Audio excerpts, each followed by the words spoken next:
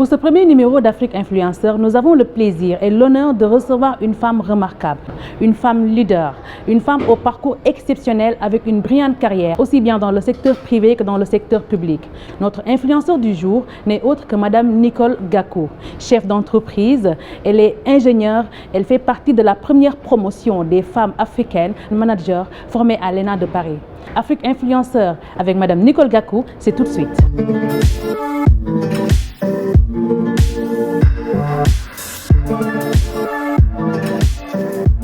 Merci d'avoir accepté notre invitation et d'avoir accepté d'ouvrir le bal des influenceurs que nous allons recevoir sur ce plateau. Merci de m'avoir invité. Qui est Nicole Gakou?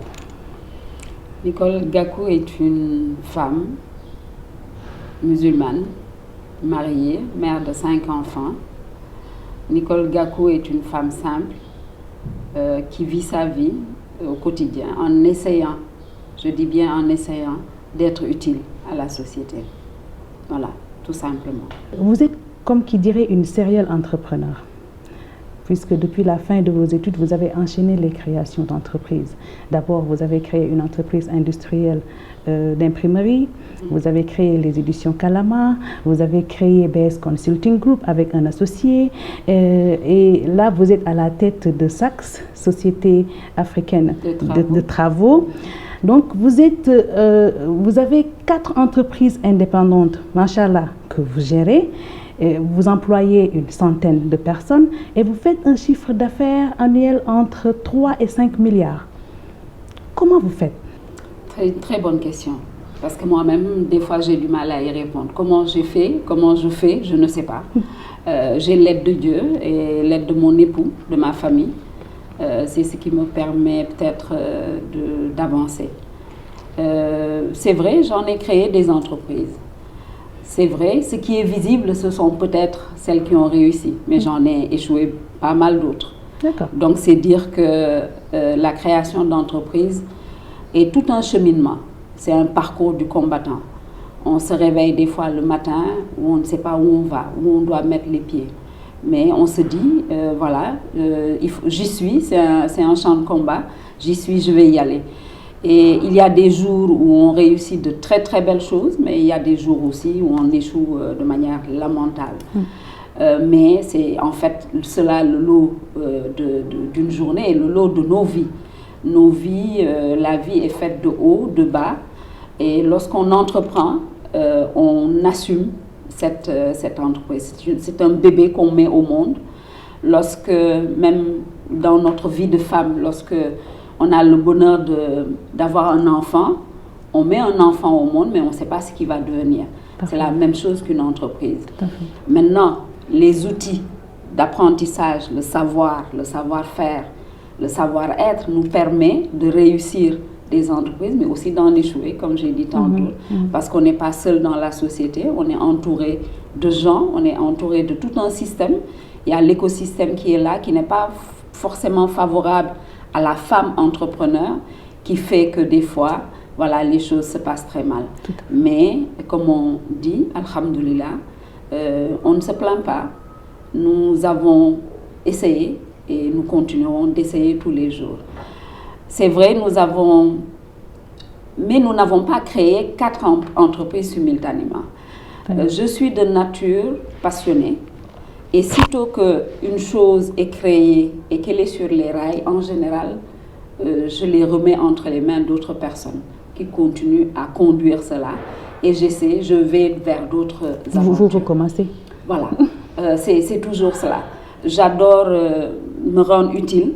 Et des fois, c'est dans le cours de me rendre utile que, justement, j'ai des opportunités de création et je crée. Et en créant, des fois, voilà, la mayonnaise prend comme la mayonnaise peut ne pas prendre. D'accord, je vois. Alors, est-ce qu'on a besoin d'avoir une formation particulière pour être entrepreneur, pour entreprendre quelque chose? Oui et non. Oui, parce que pour réussir en toute chose, il faut savoir de quoi on parle. C'est pour ça que j'ai l'habitude de dire aux femmes, aux jeunes, à toutes les personnes qui veulent entreprendre, que lorsqu'on veut mettre en place un parcours entrepreneurial, il nous faut ne pas arrêter d'apprendre. Pas du tout. Nous continuons d'apprendre tous les jours dans ce que nous voulons entreprendre, mais aussi tout simplement dans l'environnement. Lorsqu'on veut devenir entrepreneur, il nous faut savoir ce qu'est une entreprise. C'est ça. Il nous faut connaître le contexte dans lequel nous voulons entreprendre. Mais je suis aussi convaincue qu'il nous faut avoir des atouts innés. Il nous faut avoir des caractéristiques qui sont innées à la personne, même si ces caractéristiques-là peuvent être apprises à l'école. Mais je pense que cette touche personnelle, c'est ce qui fait justement le succès ou l'échec de pas mal de choses. Très bien. Madame Gakou, nous avons traversé 2 années de crise très éprouvantes. Pas mal d'entreprises essaient toujours de se relever des contre-coups de la crise. D'autres ont fermé boutique. Comment vous avez vécu cette période et quelles sont les adaptations que vous avez eu à faire pour vous maintenir à flot? C'est vrai, c'est 2 années extrêmement difficiles. Nous avons eu à perdre des personnes qui nous sont très proches, des collaborateurs, que justement cette Covid a emporté, cette maladie a emporté. Mais nous les avons perdus physiquement parce que ce sont des personnes aujourd'hui décédées, paix à leur âme. Mais nous avons aussi perdu des collaborateurs parce que nous avons dû réduire le train de vie de nos sociétés. Comment nous avons pu émerger? Nous avons tout simplement essayé de nous adapter, vous avez dit le terme. En quoi faisant? En essayant de réduire le nombre parce que les activités étaient réduites. Effectivement. Si je prends par exemple un secteur comme le BTP, il faut dire que personnellement, la plupart de nos chantiers sont en zone rurale. L'interdiction de se déplacer, la mobilité étant réduite, donc il faut dire que beaucoup de nos chantiers étaient à l'arrêt. Effectivement. Mais que l'activité soit à l'arrêt ne veut pas dire que nous ne payons pas les employés. Nous payons les employés et c'est la solidarité qui rentre en compte. Nous avons espéré une reprise rapide, mais la reprise n'a pas été du tout rapide. Il y a eu des aides de l'État. J'ose dire que nous, femmes entrepreneurs, très peu ont pu en bénéficier, mais cela peut-être dans le cours des discussions, on pourra savoir le pourquoi. Mais je peux d'ores et déjà essayer d'y répondre parce que beaucoup d'entre nous ne sommes pas dans le secteur dit structuré. Nous n'avons pas une existence légale qui devait nous permettre de pouvoir bénéficier de ces aides. Mais en tant que celles qui étaient qui étaient structurées, donc qui avaient une existence légale, étaient reconnues par l'État, donc elles ont pu bénéficier de cela. L'adaptation était très importante. Je sais que les femmes sont très résilientes. Pour certaines que je connais qui sont dans la restauration, par exemple, elles se sont adaptées en faisant livrer. Voilà. Par exemple, nous, dans l'édition, nous avons continué à livrer des clients grâce justement à ce nouveau segment qui s'est créé avec des emplois de livreurs, de jeunes femmes livreuses aussi. Très bien.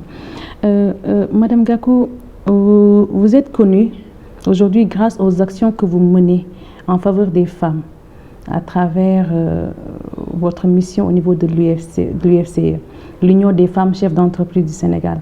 Cette organisation que vous avez créée en 2007 et qui regroupe plus de 700 membres et aux profils différents. Qu'est-ce qui a motivé la création de cette organisation, sachant qu'il en existe d'autres au Sénégal qui plaident la même cause? Qu'il en existe d'autres plaidant la même cause d'organisation de femmes, je ne sais pas. Mais il faut dire que nous ne sommes pas à l'initiative de la création de l'Union des femmes chefs d'entreprise. Il faudrait rendre à César ce qui appartient à César.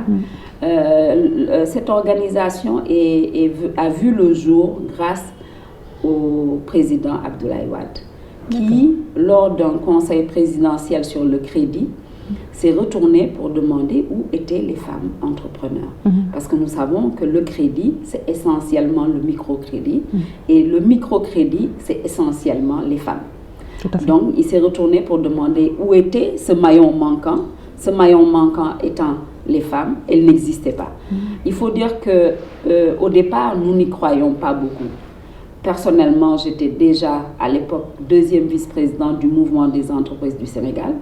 Le MEDES. Oui, le MEDES, avec le président Mbagnick Diop, et présidente du collectif des femmes entrepreneurs du même mouvement.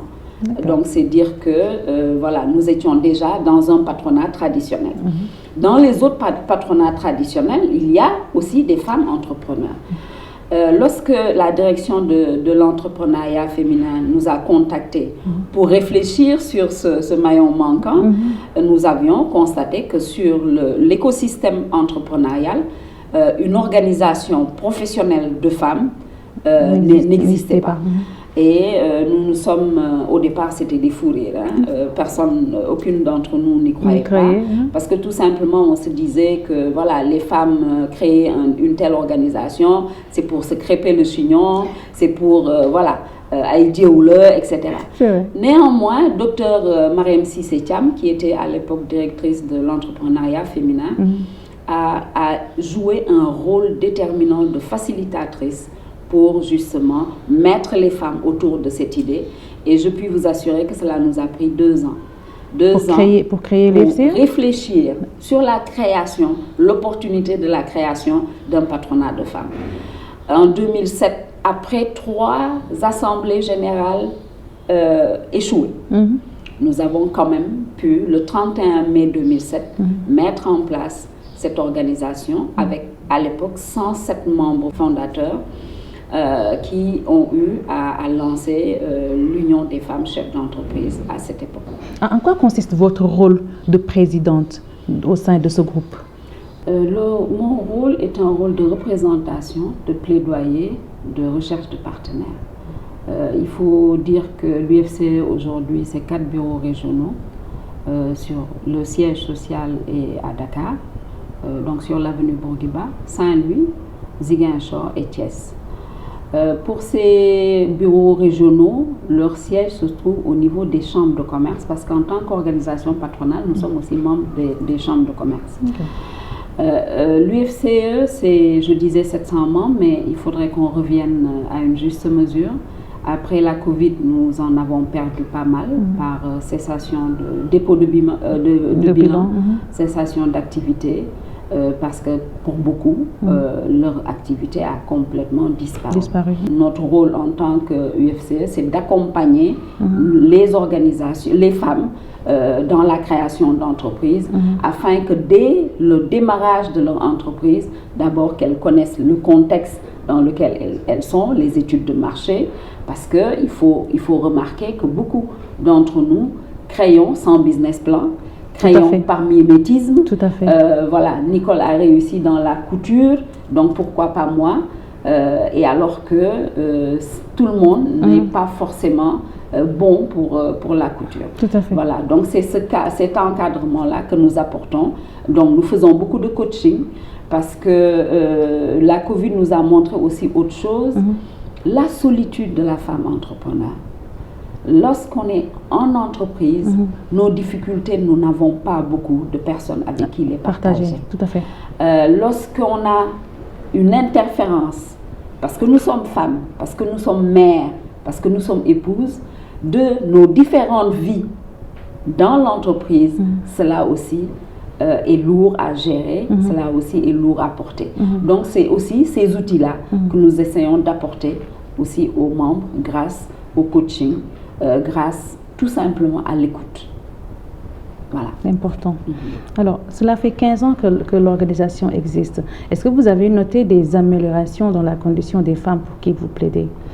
Je veux dire, à part la formalisation dont vous avez parlé tout à l'heure, est-ce qu'il y a d'autres améliorations? Tout à fait. Des améliorations notoires dans la mesure où aujourd'hui, pour celles que nous accompagnons qui ne sont pas forcément membres aussi de l'UFCE. Ah bon? Je tiens à le signaler. Nous accompagnons beaucoup de femmes qui sont dans des activités génératrices de revenus, tout simplement en leur disant que c'est bien ce que vous faites, mais ayez un cahier d'entrée-sortie où vous allez inscrire vos dépenses.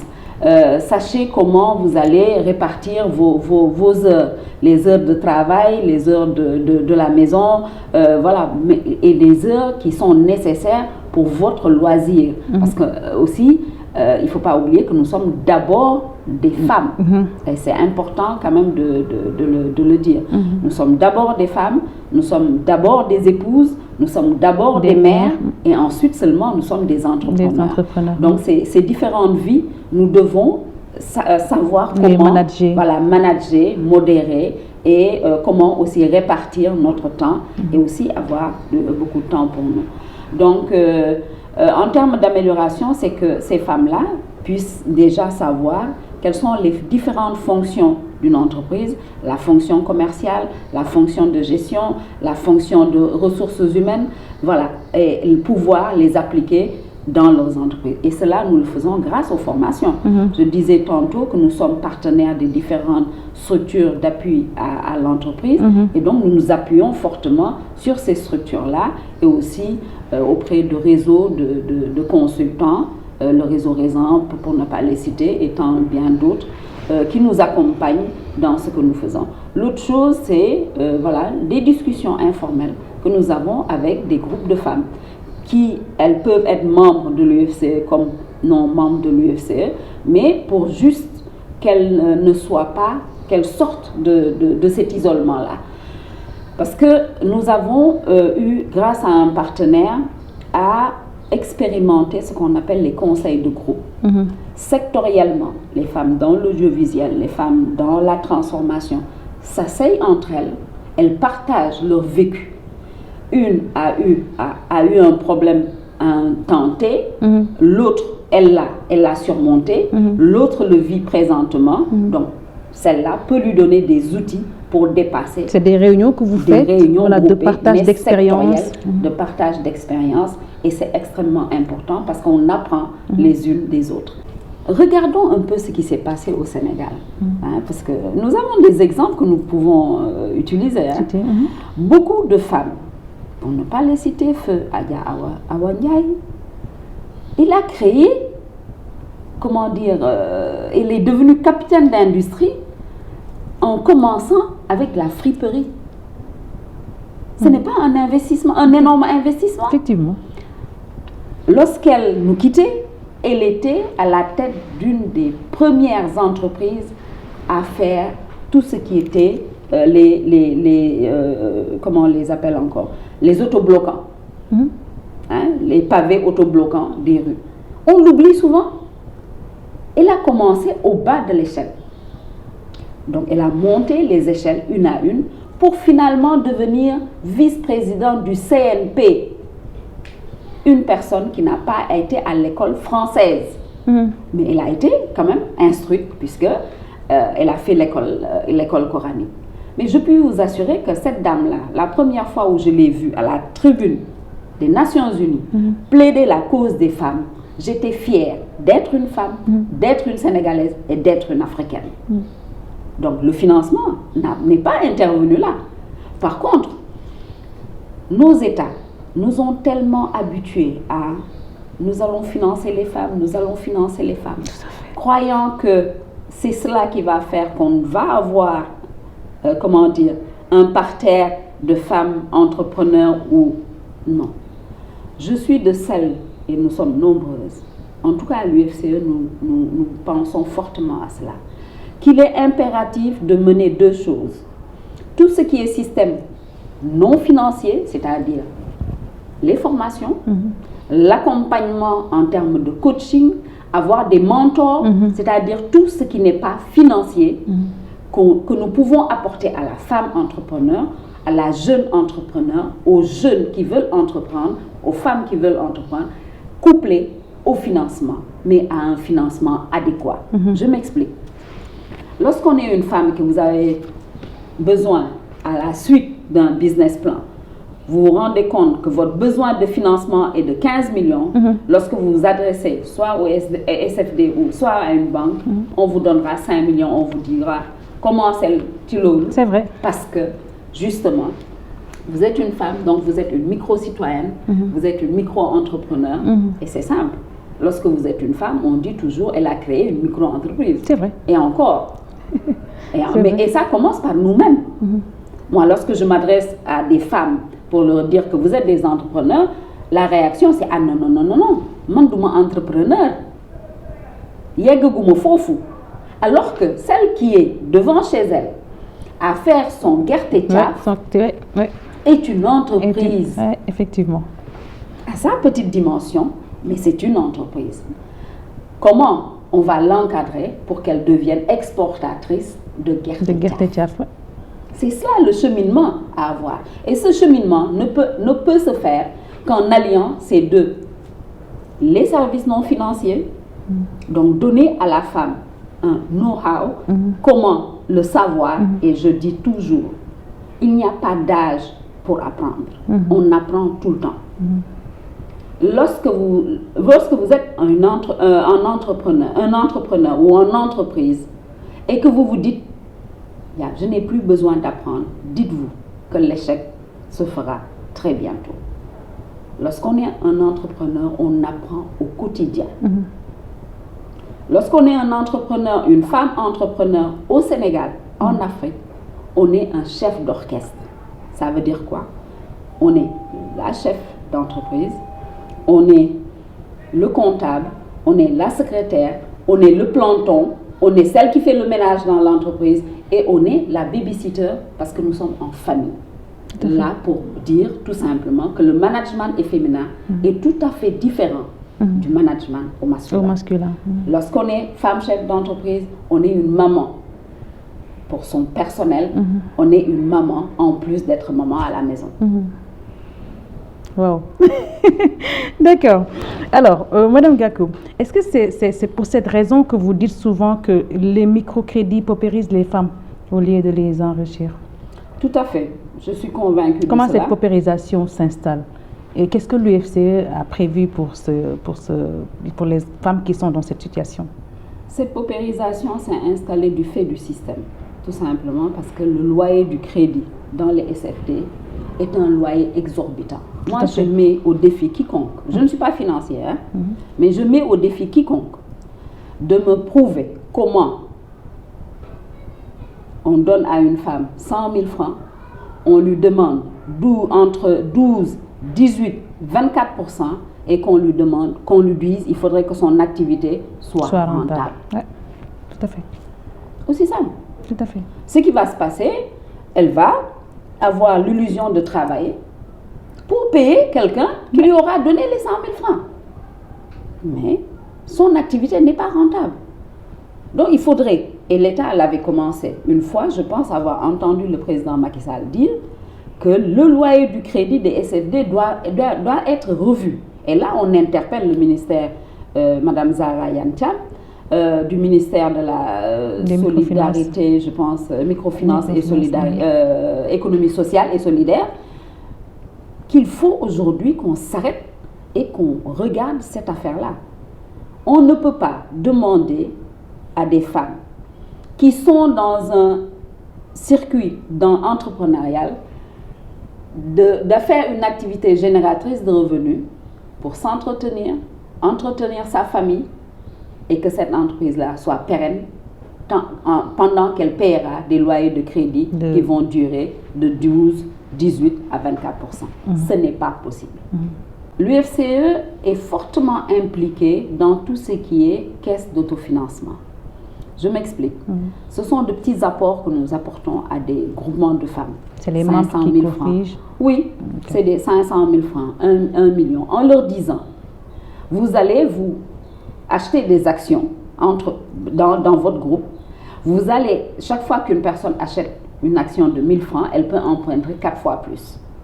Mais le loyer du crédit ne doit pas dépasser 5%, et ces 5%-là retournent dans votre caisse. D'accord. Voilà. Et donc, ces 5%-là servent à quoi? Servent au social. chaque fois qu'on arrive à Pâques ou à la Tabaski, ce sont sur ces 5%-là qu'elles vont se partager pour justement régler des problèmes sociaux, qui a une maladie. Et dans le même temps, ces caisses d'autofinancement-là sont couplées à des centres de santé, des mutuelles de santé. Est-ce que vous avez proposé cette solution à l'État, par exemple? Nous n'inventons rien. Ce sont des choses que nous avons trouvées sur place et que nous essayons d'appliquer au quotidien. Mais donc pourquoi ça ne s'applique pas automatiquement? Je vous assure que la plupart des femmes le font. Beaucoup de femmes le font, mais sauf que c'est pour une certaine cible. Maintenant, lorsque vous voulez grandir, parce que les femmes entrepreneurs n'ont pas toute la même catégorie. Voilà. C'est pour ça d'ailleurs qu'elles rechignent à se faire appeler femmes entrepreneurs. Lorsqu'on est dans l'activité de génération d'activité, AGR, elles sont dans tout ce qui est plus que même moins que micro. C'est du quotidien. Ensuite, il y en a qui arrivent quand même, malgré le loyer du crédit qui est très cher, à épargner et à s'élever. C'est-à-dire, elles faisaient 1 kilo de cacahuètes, elles vont arriver à faire 5 kilos de cacahuètes, pour prendre juste le cas de la femme qui fait son gerte-tchaf. Mais il y en a qui vont ensuite acheter de la menthe pour vendre, mettre une petite table, ensuite arriver à une boutique. Voilà, c'est ce processus-là qui a besoin d'être accompagné. Plus la femme va s'élever dans son activité génératrice de revenus, plus elle a besoin d'accompagnement en service non financier comme en service financier. Très bien. Alors, nous allons aborder une question. C'est la question du jour, le leadership féminin. Alors, il y a un vrai leadership féminin qui se développe au Sénégal. D'ailleurs, l'une des missions de l'IFCE est, je vous cite, promouvoir le développement de l'entreprise, de l'entrepreneuriat et du leadership féminin afin de faire émerger un patronat féminin fort. Quels sont, selon vous, les principaux défis que les femmes africaines doivent faire face pour affirmer leur leadership? Si je prends votre exemple, vous êtes maman, vous êtes femme, chose que vous réclamez fortement. Vous êtes maman de 5 enfants, machallah, et vous êtes chef d'entreprise. Quels ont été les obstacles, sinon les défis dont vous avez fait face pour en arriver là face à une société qui est toujours phallocrate, il faut le dire? Cette société est la nôtre. Nous y vivons. Nous allons essayer tout simplement de prendre tout ce que nous pensons, je le mets entre guillemets, négatif, et en faire des opportunités. Je pense que c'est cela le challenge. Mais avant de répondre à votre question, il faudrait peut-être qu'on s'arrête sur qu'est-ce que le leadership féminin? Est-ce que le leadership féminin, c'est se dire je suis l'égal à l'homme? Est-ce que c'est cela le leadership féminin? Il faut s'arrêter là-dessus aussi. Personnellement, je ne pense pas. Je ne suis pas égale à mon mari. Je ne cherche pas à être égale à un homme. J'admire ma condition de femme et j'aime à dire que je demanderai, si la réincarnation existait, je demanderai au bon Dieu de me ramener autant de fois que possible en tant que femme, pour vous dire que j'adore mon statut de femme. Maintenant, le leadership féminin, pour moi, se résume en une phrase. C'est la prise du pouvoir. Comment prend-on le pouvoir lorsqu'on est une femme? On prend le pouvoir lorsqu'on est une femme, lorsqu'on devient autonome financièrement. J'ai eu à rencontrer des femmes burkinabées qui m'ont dit, vous savez, depuis que j'ai créé, elle avait un petit restaurant, depuis que j'ai mon restaurant, quand je parle, on m'écoute. C'est vrai. Mais pourquoi on l'écoute? Parce que day faj buumu gàcce.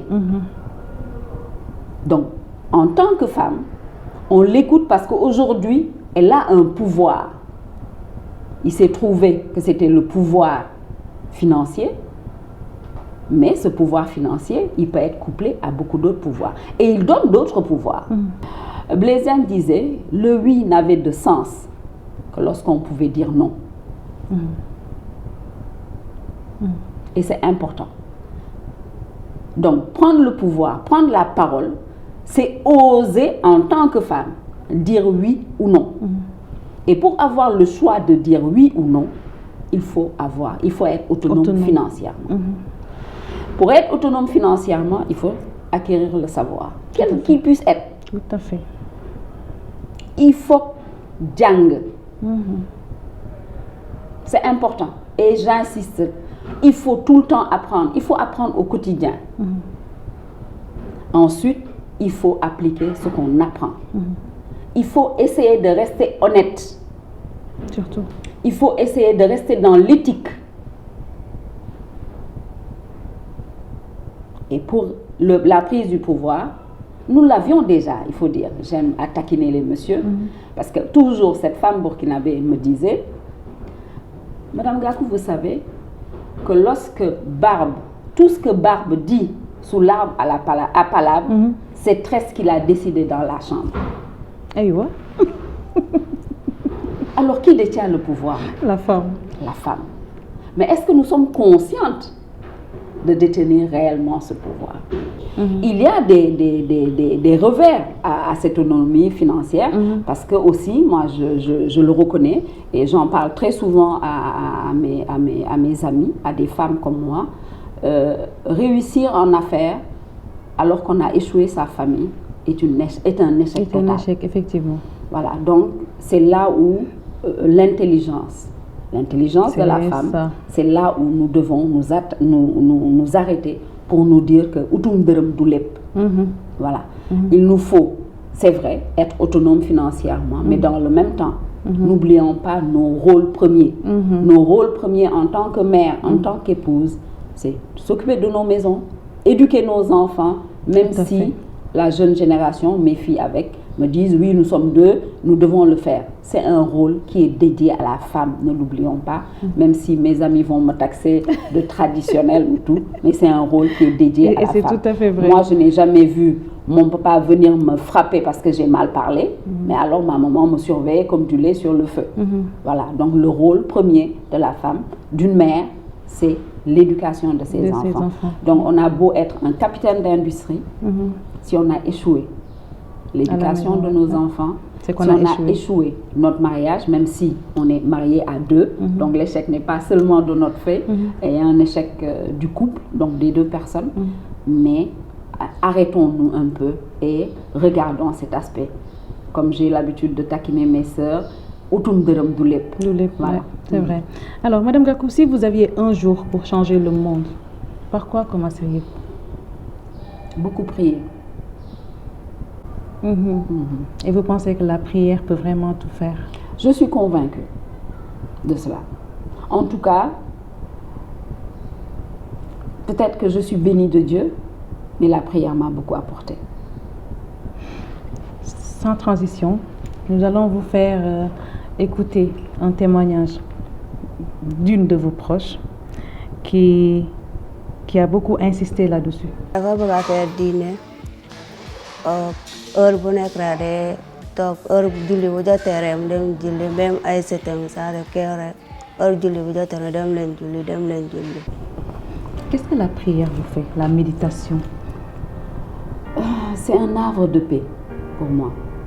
C'est-à-dire que il n'y a pas un seul problème au monde que la prière n'a pas résolu pour moi.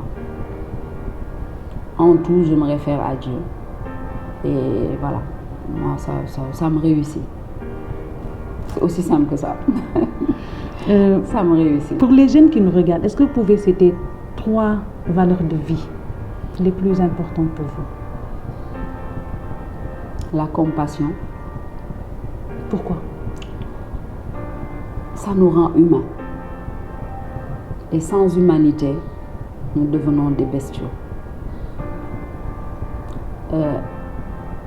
Le travail, pour moi, qui est une valeur. Le travail et l'honnêteté. Et l'honnêteté. Oui.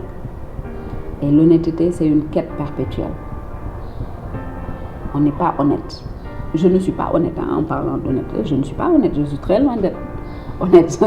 C'est pour ça que je dis, chaque fois qu'on se réveille, il faut aller à la quête de l'honnêteté. Et ça, en lien avec la prière. Donc vous voyez pourquoi je me réfugie très souvent dans la prière. Parce que je suis à la quête de l'honnêteté. Machallah. L'émission tire à sa fin. Merci. Et avant de terminer, j'aimerais que vous mentionniez un message pour les jeunes dans ce livre d'or qui va passer entre les mains de tous les influenceurs. Alors, je vous laisse le temps de mentionner un message qui va rester gravé pour les jeunes qui nous regardent et qu'on va lire ensemble. Avant de faire ce message, je vais peut-être profiter de ce que vous m'attendez, c'est de dire un grand merci à mon mari, sans qui aujourd'hui je ne serais pas là. Grâce à lui, j'ai pu faire de grandes études parce que moi j'abandonne. Et il est toujours là pour me dire non, tu n'arrêtes pas. C'est vrai que vous êtes mariée à 15 ans? Oui. Très jeune? Par choix. C'était pas un mariage forcé, j'aime quand même à le dire très souvent. Et aussi dire que je suis de parents chrétiens. Je peux dire ça me juróom-ñaareelu maam yi sax ay chrétiens pour dire. Et j'ai eu la chance d'être née d'un père qui était très ouvert d'esprit, qui avait chez lui, en bon catholique, la Bible, mais qui avait le Coran. Et qui nous a toujours dit, ne soyez pas fermés. Il faut vous ouvrir à la vie. Et la vie, c'est l'être humain. Ce n'est pas le catholique, ce n'est pas le musulman, c'est l'être humain. Donc, c'est ça c'est ce qui nous a nourris. Et donc, à 15 ans, j'étais musulmane et j'étais mariée. Mais par choix. Mais cet homme que j'ai connu, étudiant, avec qui nous avons commencé une vie alors qu'il avait une bourse de 24 000 francs, je mets au défi la nouvelle génération de le faire. Cet homme-là m'a accompagnée et a fait de moi la femme que je suis. Parce que ça fait 46 ans que nous sommes mariés. Machallah. Et voilà, c'est vous dire qu'il a fait plus en moi que mon propre père. C'est un homme merveilleux. Et je ne cesserai jamais de lui rendre hommage. Et la vie m'a gâtée. J'ai 5 beaux enfants, machallah. Machallah. À vous, la jeune génération, de ne point briser la chaîne de l'amitié, de la générosité et de l'humanité. Soyez fiers de vous, d'être des Sénégalais, des Africains. Les références sont nombreuses dans notre société. Soyez éthiques, pieux et humains. Ne te plains pas tout le temps des épreuves qui t'accablent. Sois courageux et agis de telle sorte que les gens croient que tu ne manques de rien. C'est sur cette belle parole du vénéré Cheikh Ahmadou Bamba que je vous dis au revoir et vous donne rendez-vous très prochainement avec une autre influenceur.